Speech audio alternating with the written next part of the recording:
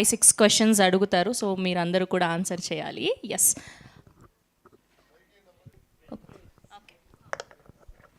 Sir, first time father character చేశారు కదా, director గారు మిమ్మల్ని ఎలా కన్విన్స్ చేశారు?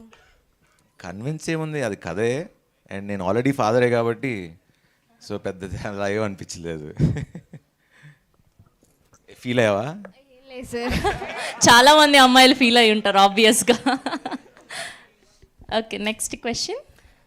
రాజశేఖర్ గారు, నేను బైకర్ మూవీ చూశాను. మీ యాక్టింగ్ చాలా ఫ్యాంటాస్టిక్గా ఉంది. సో ఈ వేదికను ఉపయోగించుకుని మన తెలుగు ప్రేక్షకులందరూ క్వశ్చన్ నేను అడగాలనుకుంటున్నాను. ప్రస్తుతం మన సోషల్ మీడియాలో అందరం చూస్తున్నాం, మీ గోటెల ఫ్యాక్టరీ బిజినెస్ ఉందని అంత వైరల్ అవుతుంది. సో అందులో ఎంతవరకు నిజం? వైరల్ కాదు, నిజమే. నిజమేనా సార్? గోటి అందరు జాబ్ జాబ్ జాబ్ అడుగుతున్నారు, నేను ఇవ్వలేకపోతున్నా. నిజమంటారు? అవును. Okay, thank you. And next question please.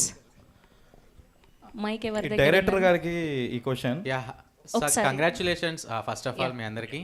Team Rajasekhar గారికి ఇక్కడ హ్యాండ్ రైజ్ చేయరా? యాక్చువల్గా లేవకూడదు అన్నారు ఇక్కడ అండి. Okay okay okay camera okay, చెప్పండి చెప్పండి. సార్ మీకే అండి క్వశ్చన్. మీరు అంటే చాలా మంది ఇప్పుడు ఓల్డ్ హీరోస్ అంతా, అంటే ఓల్డ్ అంటే అని ఏమనుకోకండి, angry young man. Young man గారు అంటే అందరూ ఫాదర్ క్యారెక్టర్స్ చాలా వచ్చాయి ఇంతకుముందు మూవీస్లో. ఈ క్యారెక్టర్ ఈ మూవీనే ఒప్పుకోవడానికి రీజన్ ఏమంటారు? బాగుంది, సూపర్ ఉంది. మేము ఇప్పుడు చూసే ఎవరు కూడా అప్రోచ్ అవ్వలేదా ఫాదర్ లేదు, క్యారెక్టర్? చాలా మంది అప్రోచ్ అయ్యారు, బట్ కథలు నచ్చాలి కదా, కథలు నచ్చలేదు.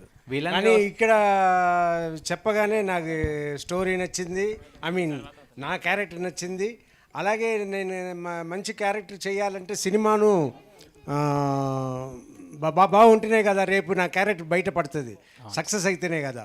సో స్టోరీ సూపర్గా ఉండింది. ఇంకా సర్వా గారు హీరో గారు ఇన్ని ఉండి సరే చేద్దాం అని అనుకుని చేశా. విలన్గా మళ్ళీ ఛాన్సెస్ వస్తే చేస్తారు? చేస్తా.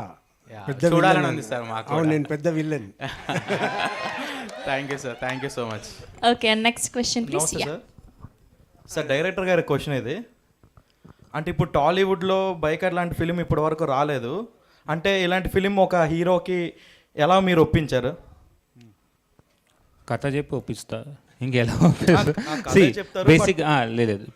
శర్వానంద్ గారు చూస్తే మీరు ప్రీవియస్ ఫిలిమ్స్ అన్నీ అందరికి కొత్త వాళ్ళకే ఛాన్స్ ఇస్తారు, కథను చూసే ఛాన్స్ ఇస్తారు.